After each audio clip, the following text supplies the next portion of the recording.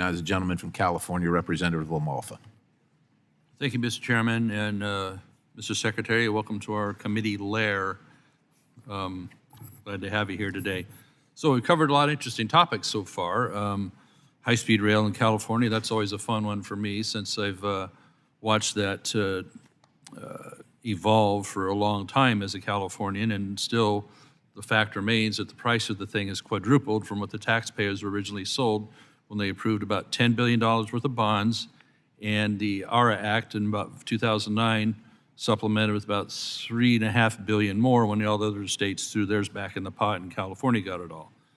We've only been able to supplement that with some CO2 auctions at the state level. So we're going to be probably 70, 80, 90 billion dollars short to complete that project. So however much begging they come with hat in hand to this Congress here, to DC, that's what they're going to be ultimately asking for because it'll never pay for itself. So it's time to move on to something else.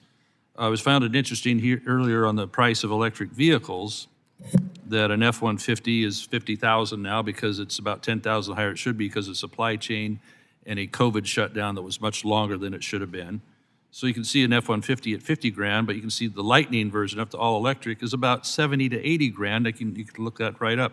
So EV vehicles are going to be much costlier than the same equivalent, same size of a internal combustion vehicle. So that's a reality that consumers are going to face as they get pushed out of having the choices. Is what Mr. Perry was saying. Ford is losing their rear end on these things right now, and that's going to have to affect the price of everything else as well as the jobs. So the thing that it comes down to is that we're going to have to make them here, we're going to let China make them. Well, even China making them is something that people aren't asking for unless they have a free choice. So what I want to get at, Mr. Secretary, first, why are we doing all this? Is it high-speed rail? Is it because we're chasing a few tons of CO2? All these electric vehicles, is it because we're chasing CO2? Is that really the whole deal? Here's the way I look at it. The EV revolution is happening with or without us. Exercising their free choice, Americans have tripled the proportion of cars that they are purchasing electric already, and we're still at the very outset of this revolution.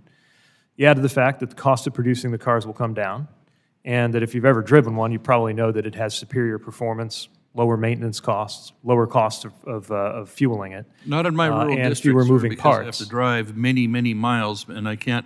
People don't want to come to my district so much because they can't count on being able to charge their vehicle if they want to go way up to Modoc County or something. So yeah, for sure. If you're driving more than a couple hundred miles a day, then you really depend on that charging infrastructure, some of which isn't there.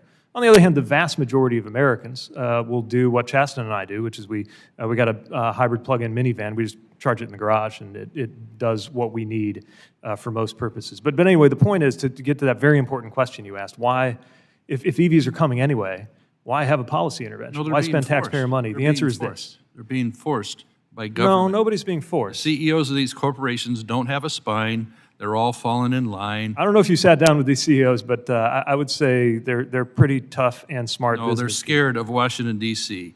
You know, years ago when the mandate was to have 54.5 mile per gallon average, oh, we can do that by the year 22 or whatever. No way in hell they can hit that before all this electric stuff started happening. It was 25, I think. You know what a 54.5 mile per gallon internal combustion vehicle looks like? It's about this big. Okay, so yeah, nobody wants those. Nobody wants these electric vehicles unless you're an elite that can afford them. People in my district sure as hell don't want them. So keep going. Why are we doing this? Is it over CO2? Yeah, we're doing it for 3 reasons. Even though the EV revolution is going to happen anyway. Oh, it's a revolution caused by... I would love to be able to answer your question, Congressman. Yeah, okay.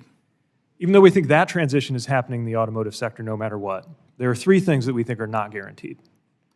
Will it happen quickly enough to materially help with climate change? Will it happen on equitable terms that are available to people who aren't wealthy and might not be able? Short on time. So if I could just please finish my answer. Let's drill on the climate change. Just finish the third. Will it be made on American soil or not? It's about CO2, isn't it? How's that? What percent of the atmosphere is CO2 that we're chasing here? I'm sorry?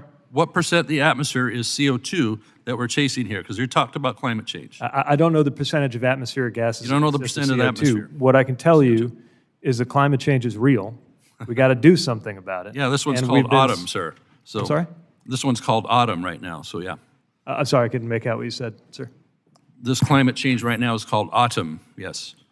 Yeah, that's the seasons changing, which respectively is not the same thing as the climate changing. And as somebody who is hoping to retire in the 2050s and who has kids who will be old enough to ask me as they're getting to their 30s, whether we did enough to deal with climate change or whether we just did what was convenient, I take that really seriously. Reclaiming my time, thank you, Mrs. Secretary.